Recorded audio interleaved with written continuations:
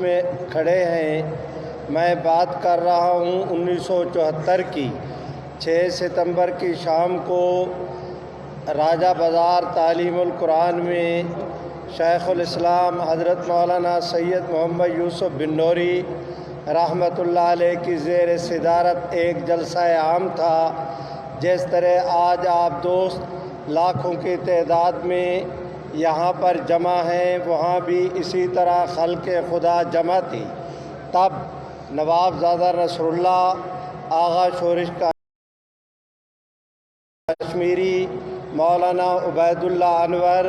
سید مظفر علی شمسی، علامہ احسان علی ظہیر، مولانا عبدالستار خان نیازی، مولانا قاری محمد اجمل خان، مولانا تاج محمود اور دوسرے حضرات کے بیانات ہوئے۔ حضرات گرامی ادھر بیانات ہو رہے تھے، ادھر پاکستان گورنمنٹ کے ہمارے ملک عزیز کے اس وقت حکمران اور وزیر اعظم جناب ذوالفقار علی بھٹو رحمۃ اللہ علیہ کے زیر صدارت اجلاس تھا، جس میں مفکر اسلام حضرت مولانا مفتی محمود، حضرت مولانا شاہ احمد نورانی، جناب پروفیسر غفور احمد اور گورنمنٹ کی طرف سے جناب بھٹو صاحب، جناب عبدالحفیظ پیر زادہ وفاقی وزیر قانون، جناب مولانا کوثر نیازی اور اس وقت وفاقی لا سیکرٹری تھے جناب افضل چیمہ، 4 آدمی گورنمنٹ کی طرف سے، 3 آدمی ہماری طرف سے۔ تب وہاں پر مذاکرات ہوئے۔ ان مذاکرات کے نتیجے میں طے یہ پایا کہ آج بیٹھ کر ایک نئی قرارداد مرتب کرتے ہیں۔ کل نہ وہ قرارداد گورنمنٹ کی طرف سے پیش ہو، نہ اپوزیشن کی طرف سے، بلکہ نیشنل اسمبلی کے پورے ہاؤس کی طرف سے متفقہ طور پر وفاقی وزیر قانون وہ پیش کریں۔ مفکر اسلام حضرت مولانا مفتی محمود صاحب حزب اختلاف کی طرف سے اس کی تائید کر دے۔ میرے بھائیوں، اگلے دن اجلاس ہوا، یعنی 7 ستمبر کو۔ تو اس 7 ستمبر کے اجلاس میں اللہ کی کروڑ رحمتیں ہوں جناب بھٹو صاحب پر، انہوں نے اس زمانہ میں پورے ملک کے ڈی سی صاحبان کو کہہ کر بطور خاص پورے ملک کے نیشنل اسمبلی کے ممبران کی حاضری کو یقینی بنایا۔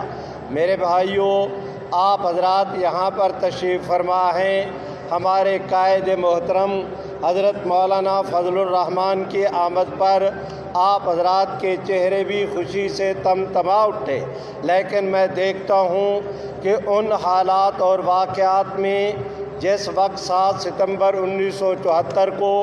نیشنل اسمبلی کا اجلاس ہوا،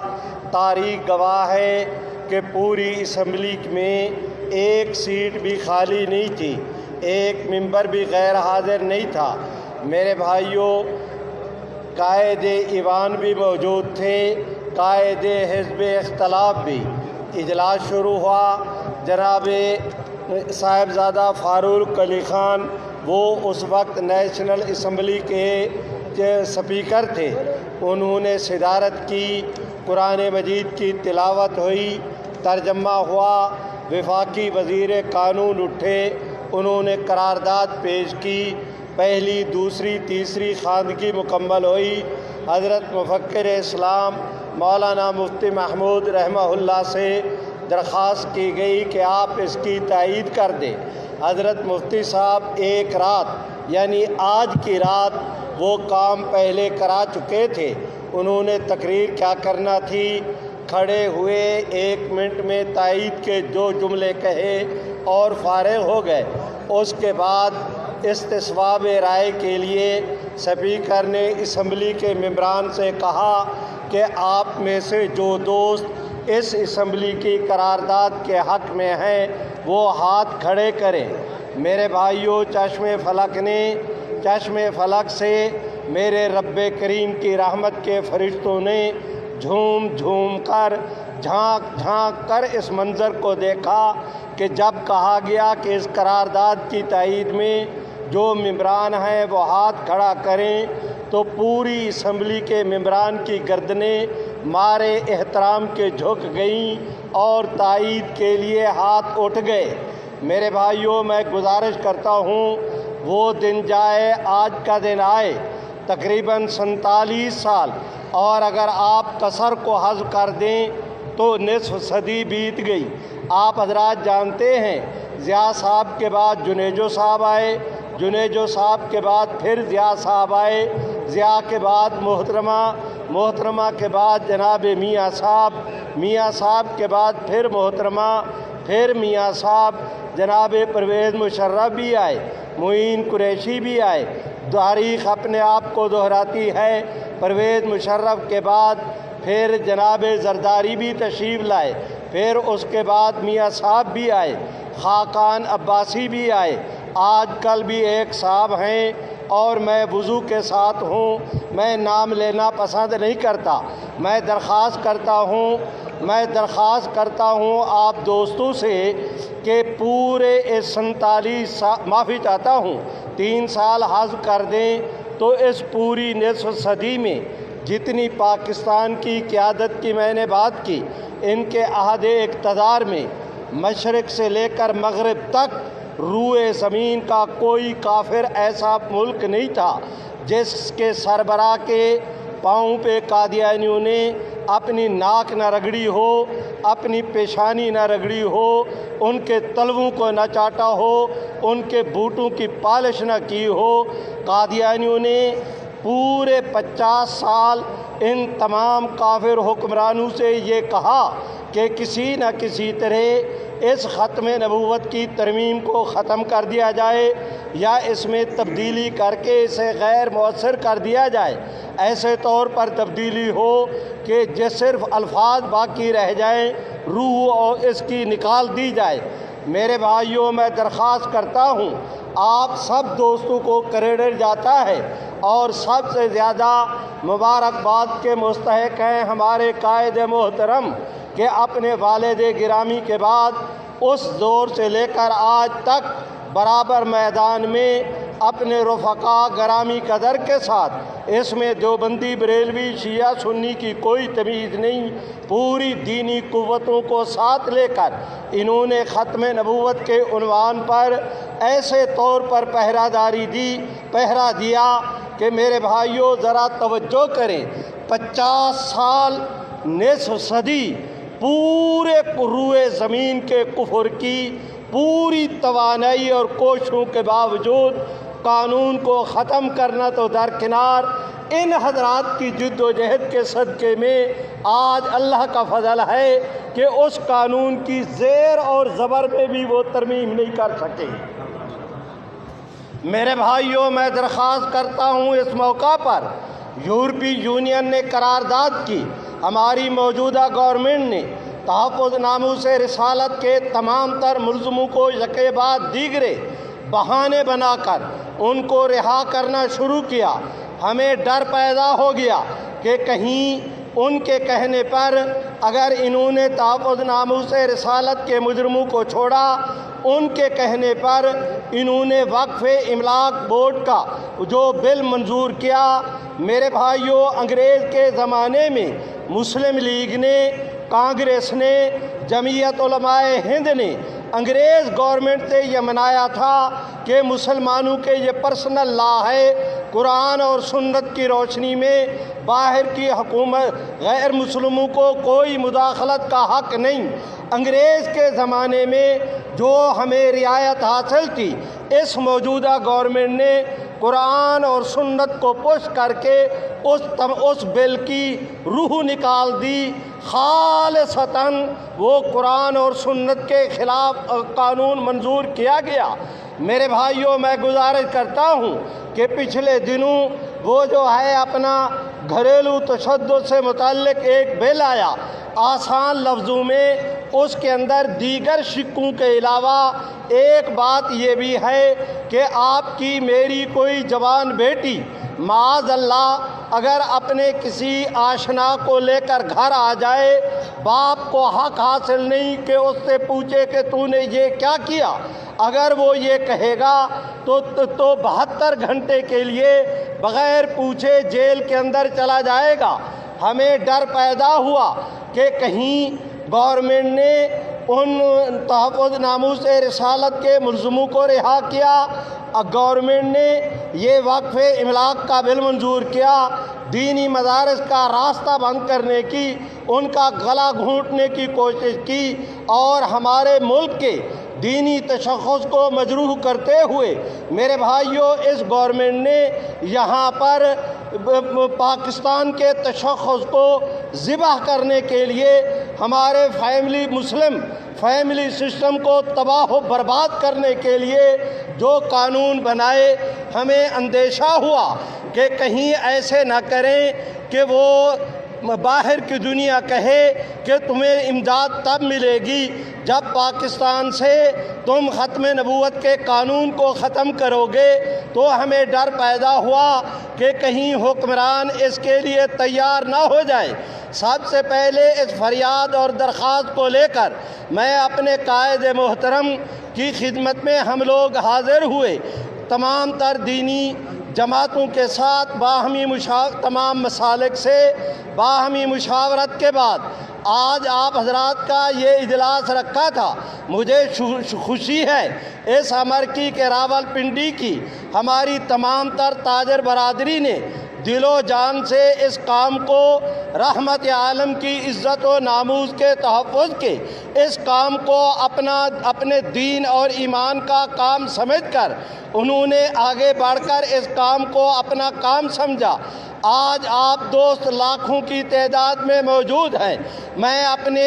پوری دینی قیادت کی موجودگی میں علل اعلان ڈنکے کی چوٹ کہتا ہوں گورنمنٹ سے کہ تمہیں غلط فہمی ہے تو وہ دل دماغ سے نکال دینی چاہیے۔ اگر کوئی ماں کا لال یہ سمجھتا ہے کہ تحفظ کا ناموس رسالت کے قانون کو، اور اگر کوئی ماں کا لال یہ سمجھتا ہے کہ ختم نبوت کے قانون کو ہم ختم کر دیں گے، تو میں ان سے کہتا ہوں کہ ان قوانین کو ختم کرنے والے ختم ہو جائیں گے، یہ قانون کبھی ختم نہیں ہوگا۔ جو کہتے ہیں ختم نہیں ہوگا، ہاتھ اٹھا کے لہرا کے زور کے ساتھ کہہ دے کہ یہ قانون ختم یہ قانون ختم نہیں ہوگا۔ جو کل ہونا ہے آج ہو جائے، جو آج ہونا ہے ابھی ہو جائے۔ میرے بھائیوں، گھوڑا بھی موجود، میدان بھی موجود، شاہ سوار بھی موجود۔ ہم ان سے کہتے ہیں کہ دیر کس چیز کی؟ اگر تمہیں اپنی طاقت پہ ناز ہے تو ہمیں محمد عربی کی غلامی پہ ناز ہے۔ یہاں سے جاؤ تو یہ پیغام لے کر جاؤ کہ جب تک جان میں جان باقی ہے حضور کی ختم نبوت کا تحفظ کیا جائے گا۔ جو کہتے ہیں کیا جائے گا، ہاتھ اٹھا کے لہرا کے زور سے کہہ دو نہ کیا جائے گا۔ نعرہ تکبیر! اب عالمی مجلس تحفظ ختم نبوت کے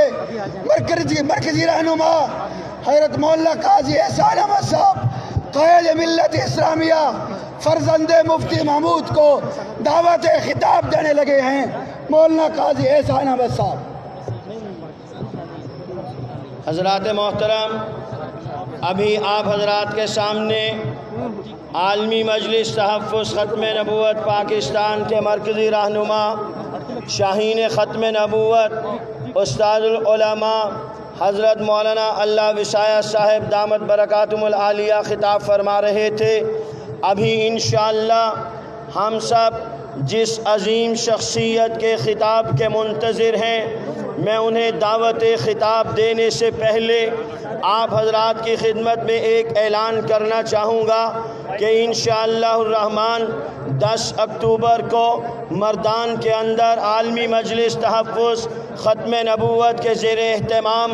عظیم الشان ختم نبوت کانفرنس منعقد ہوگی۔ اسی طرح میری اور آپ کی جماعت عالمی مجلس تحفظ ختم نبوت کی سالانہ عظیم الشان 2 روزہ تحفظ ختم نبوت کانفرنس 28-29 اکتوبر کو چناب نگر کی سرزمین پر منعقد ہوگی۔ میں آج کے اس عظیم الشان اجتماع کے توسط سے آپ سے درخواست کروں گا کہ آپ تمام حضرات 28-29 اکتوبر مسلم کالونی چناب نگر میں منعقد ہونے والی ختم نبوت کانفرنس میں ضرور بالضرور شرکت کریں گے۔ ہاتھ اٹھا کر وعدہ کیجئے انشاءاللہ ہم اس کانفرنس میں شرکت کریں گے۔ فتنہ قادیانیت رونما ہوا، علامہ سید محمد انور شاہ کشمیری میدان میں آئے، عطا اللہ شاہ بخاری میدان میں آئے، ان کے رفقائے کرام نے فتنہ قادیانیت کا سد باب کیا۔ 1953 کی تحریک ختم نبوت چلی، 10,000 نوجوان مسلمانوں نے جام شہادت نوش کیا، علماء اٹھے، لوگ ملے، قافلہ بنا، تحریک چلی۔ 7 ستمبر 1974 کو نیشنل اسمبلی آف پاکستان نے قادیانیوں کو غیر مسلم اقلیت قرار دیا۔ یار صبر کر لو، ٹھیک ہے ٹھیک ہے بسم اللہ۔ 7 ستمبر 1974 کو نیشنل اسمبلی آف پاکستان نے قادیانیوں کو غیر مسلم اقلیت قرار دیا۔ جس طرح مفکر اسلام حضرت مولانا مفتی محمود رحمۃ اللہ علیہ نے اپنے گرامی قدر رفقائے کرام کے ساتھ اسمبلی کے فلور پر محنت کی، جناب ذوالفقار علی بھٹو کو اس بات پر آمادہ کیا، اسی طرح اسمبلی کے باہر شیخ اسلام مولانا سید محمد یوسف بن نوری نے عوام کو بیدار کر کے نبی کی عزت و آبرو کے تحفظ کے لیے میدان میں لا کے کھڑا کیا۔ میں نے ایک مرتبہ مردان کے اندر تقریر کرتے ہوئے یہ بات کہی تھی کہ شیر کا بچہ شیر ہوتا ہے، وہ آج میدان میں آئے تو شیر ہے، 20 سال کے بعد میدان میں آئے تو شیر ہے۔ حکمرانوں نے ویٹیکن سٹی میں بیٹھے ہوئے پوپ جان پال کے سامنے قانون تحفظ ناموس رسالت کو تبدیل کرنے کی کوشش کی۔ چشم فلک نے دیکھا، میرے اور آپ کے قائد اسلامی انقلاب مولانا فضل الرحمان صاحب نے گنبد خضرا پہ حاضری دے کے اللہ کے نبی سے وعدہ کیا اور اس کا اعلان کراچی کے اندر لاکھوں افراد کے ٹھاٹھے مارتے سمندر میں کیا کہ اگر حکمران ویٹیکن سٹی میں بیٹھے ہوئے پوپ جان پال کے سامنے اس قانون ناموس